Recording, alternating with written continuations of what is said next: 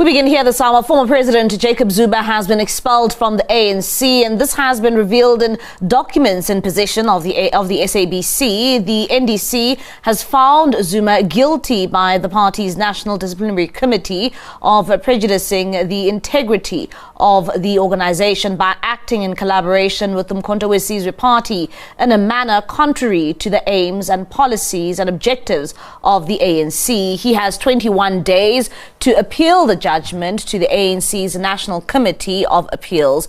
And for more on this, we're now joined by SABC News political editor Mzwandile Mbeje, and he joins us now.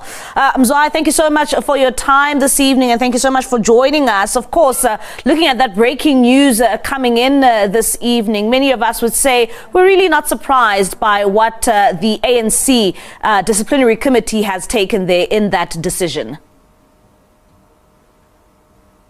Oh yes, Mbali, very good evening. It's not surprising at all, given that when on the 16th of December, former president announced that he would be campaigning and voting for a newly formed party then, which was MK, that was in violation of Rule 25 of the ANC's constitution, so which basically says you cannot campaign or promote a political party that is rivaling the ANC. So clearly, that alone was good enough to get him perhaps hauled before the DC. And then, given the nature of what has happened, it was indeed a foregone conclusion that he would be expelled. And, you know, we were expecting the former President Jacob Zuma to appear virtually in that disciplinary hearing, but we understand that that did not take place, and instead he had asked one of his colleagues, of course, to take part in that disciplinary hearing. But we also understand that he was not able to do so. What do we know about, the merits of this disciplinary hearing if there was no one really representing the former president in that regard? You know that, Mbali, the ANC constitution provides that you can be represented by any member of the ANC in good standing. So that is what needs to happen. That's why you saw Tony Yengini who representing him.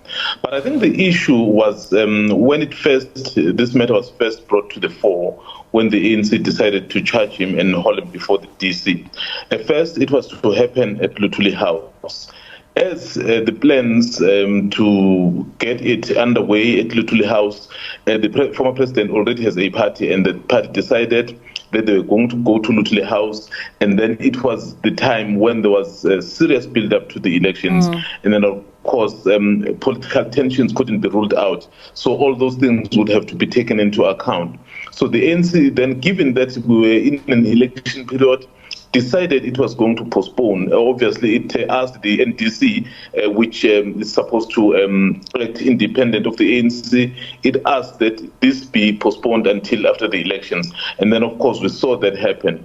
And one of the things, given the issue around making sure that you have no situation where there is political tensions, particularly outside the Luthuli House, because the members of MK wanted to go and support former President Zuma outside the Luthuli House. So the NDC decided no. So we are going to go ahead, but would want it to be a virtual sitting. So that is the issue that started to then perhaps was at the center of disagreeing between the NDC and former president. But of course, he then sent his representative, which was Tony Yengini, who also raised that matter to say they would like this to be a physical activity where he would then speak to those who are charging him and look them in the eye. But of course, that was rejected. So clearly, in the last sitting, the former president was not there, and then Tony Yengini did attend, but he couldn't conclude the proceedings. Yeah. So the NDC had a duty to conclude this matter. So the final decision, I mean, there was no one who was defending him. The final decision, based on the evidence that is available, was the expulsion.